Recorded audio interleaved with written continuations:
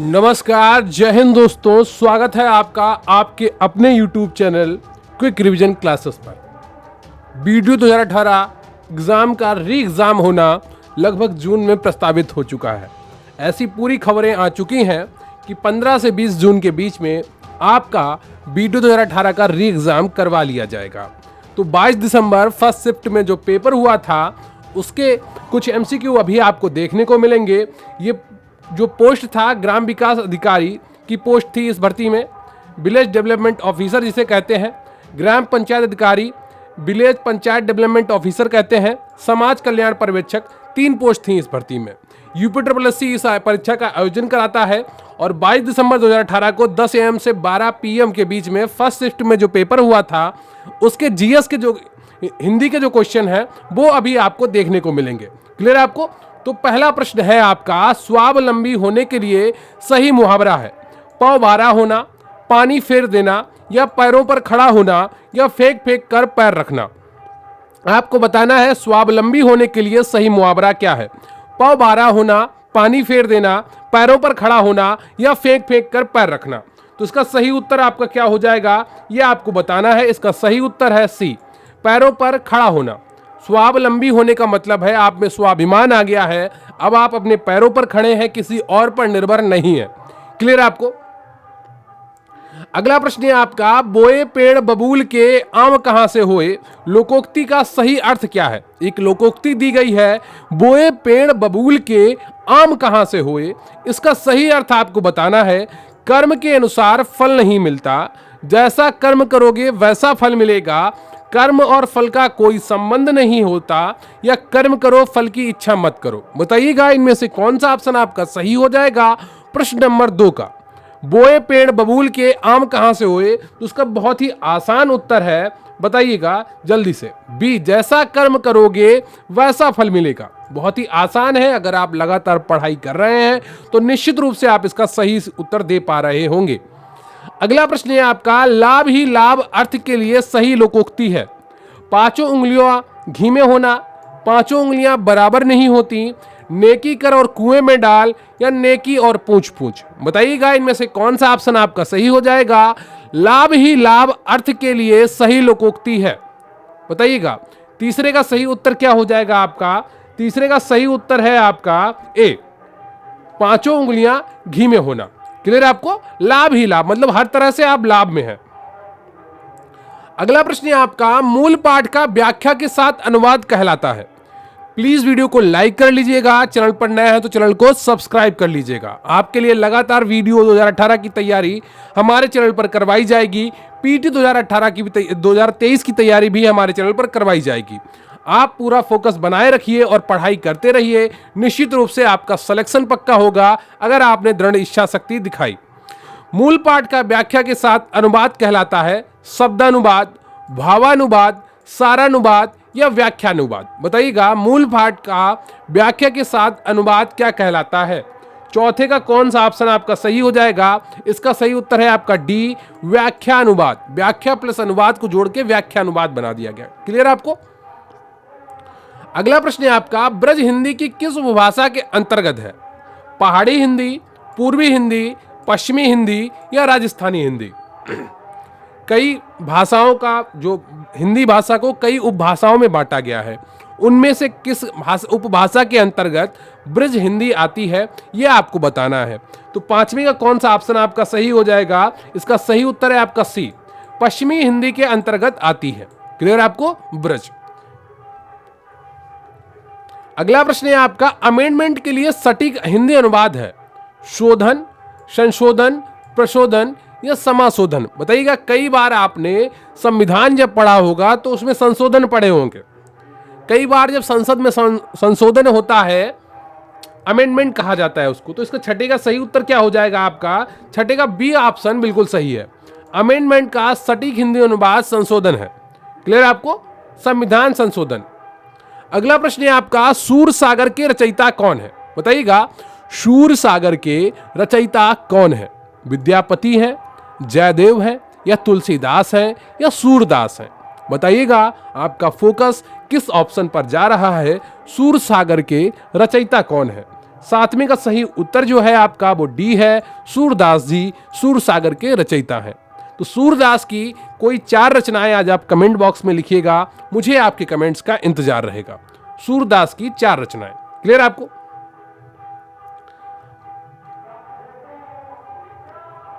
अगला प्रश्न है आपका, निम्न में रीतिकाल का कवि कौन है? जयशंकर प्रसाद है, सूर्यकांत त्रिपाठी निराला है, बिहारी है या सुमित्रा नंदन पंत है? जो आपकी साहित्यिक हिंदी है उससे जुड़ा हुआ यह प्रश्न है। वीडियो 2018 के एग्जाम में यह पूछा गया था। निम्न में रीतिकाल का कवि कौन है? जयशंकर प्रसाद है, सूर्यकांत त्रिपाठी निराला जी है, बिहारी जी है या सुमित्रा नंदन पंत जी हैं? तो 8वें का जो सही उत्तर है आपका वो सी हो जाएगा, बिहारी जी। क्लियर है आपको? अगला प्रश्न है आपका, उसने कहा था कहानी के लेखक हैं किशोरीलाल गोस्वामी, चंद्रधर शर्मा गुलेरी, प्रेमचंद्र या भगवान दास? बताइएगा, उसने कहा था कहानी के लेखक हैं किशोरीलाल गोस्वामी, चंद्रधर शर्मा गुलेरी या प्रेमचंद या भगवान दास? 9 का सही उत्तर हो जाएगा आपका B option, Chandradhar Sharma Guleri. Clear है आपको? चंद्रधर शर्मा गुलेरी इसका सही उत्तर है। अगला प्रश्न है आपका, उर्वशी किसका काव्य है? जयशंकर प्रसाद का, मैथिली शरण गुप्त का, रामधारी सिंह दिनकर का या महादेवी वर्मा का? बताइएगा, उर्वशी किसका काव्य है? जयशंकर प्रसाद का है, मैथिली शरण गुप्त का है, रामधारी सिंह दिनकर का है या महादेवी वर्मा? बहुत ही आसान उत्तर होगा अगर आपने रचनाएं और कवि या लेखकों के नाम सही से पढ़े हैं। 10वें का सही उत्तर क्या हो जाएगा? 10वें का सही उत्तर है आपका सी, रामधारी सिंह दिनकर। क्लियर है आपको? अगला प्रश्न है आपका, निम्न में विशेषण शब्द है? लड़कपन है, उचित है, कठोरता है या घबराहट है? बताइएगा, निम्न में विशेषण शब्द है। बताइए, विशेषण शब्द क्या होता है? जो विशेषता बता रहा होता है। क्या? विशेषता बता रहा होता है। 11वें का सही उत्तर क्या हो जाएगा? बी, उचित। विशेषण शब्द क्या है? उचित। क्लियर है आपको?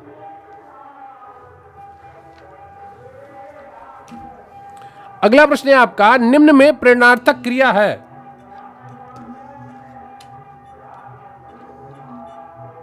निम्न में प्रेरणार्थक क्रिया है? उठना, चमकना, गिराना, देना? बताइएगा, निम्न में प्रेरणार्थक क्रिया क्या है?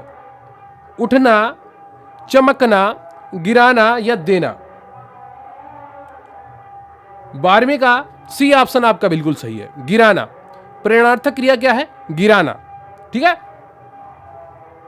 अगला प्रश्न है आपका, निम्न में अवयव है? उत्तर, ठीक, जापान या कृष्णा? बताइएगा, निम्न में अवयव है? उत्तर, ठीक, जापान या कृष्णा? अवयव कौन से शब्द होते हैं यह आपको पता होना चाहिए। बताइएगा, इसका सही उत्तर है आपका बी, ठीक। क्लियर है आपको? अगला प्रश्न है आपका, पक्षी का पर्यायवाची है? भूधर, मीन, वृंद या बीहक? बताइएगा, पक्षी का पर्यायवाची क्या होता है? भूधर होता है, मीन होता है या वृंद होता है या विहग होता है? 14वें का कौन सा ऑप्शन आपका सही हो जाएगा यह आपको बताना है। तो इसका सही उत्तर है डी ऑप्शन। और प्लीज वीडियो को लाइक कर लीजिएगा, चैनल पर नए हैं तो चैनल को सब्सक्राइब कर लीजिएगा। आज का आपका टारगेट है 50 लाइक्स का। अगर आप 50 लाइक करते हैं वीडियो पर तो निश्चित रूप से उम्मीद करूंगा कि मैं आगे का वीडियो बनाऊं। क्लियर है आपको? अगला प्रश्न है आपका, जटिल का विलोम होगा? सरल, कठिन, कुटिल, टेढ़ा? देखिए, इसी तरीके के प्रश्न पूछे गए थे पिछली बार वीडियो के एग्जाम में। जटिल का विलोम होगा, बहुत ही आसान लग रहा होगा अभी आपको अगर आपने रिवीजन कर रखा है।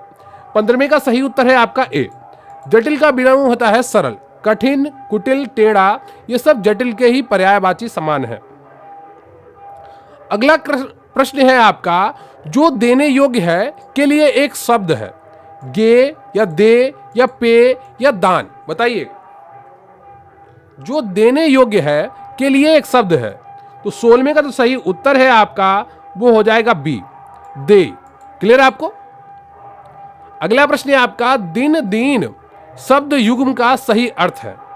दिवस, गरीब, गरीब दिवस, सुबह गरीब या दोपहर गरीब? बताइएगा, दिन दीन शब्द युग्म का सही अर्थ क्या होगा?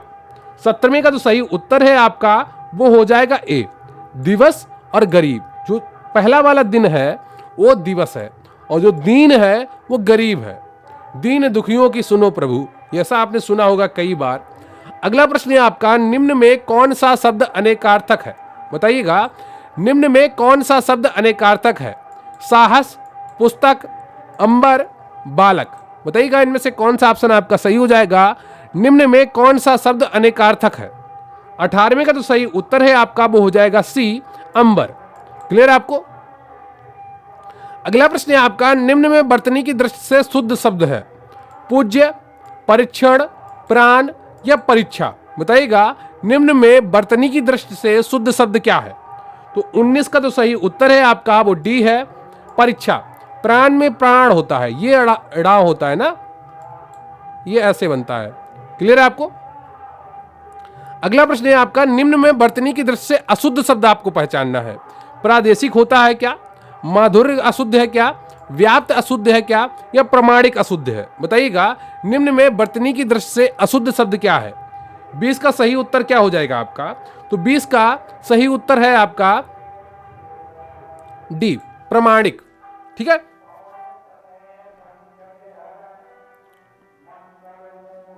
अगला प्रश्न है आपका, निम्न में अधिकरण कारक का परसरक कौन सा है? पर, ने, को या से।